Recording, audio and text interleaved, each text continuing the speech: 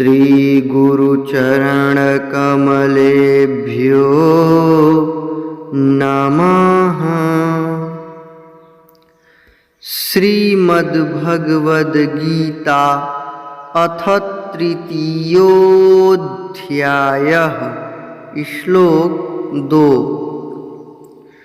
व्यामिश्रेणेव वाक्येन बुद्धिं मोहयसीव मे तदेकं वद निश्चित्य येन श्रेयोऽहमाप्नुयाम्।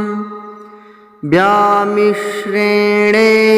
वाक्येन बुद्धिं मोहयसीव मे तदेकं वद निश्चित्य येन श्रेयोऽहमाप्नुयाम्। अर्थ: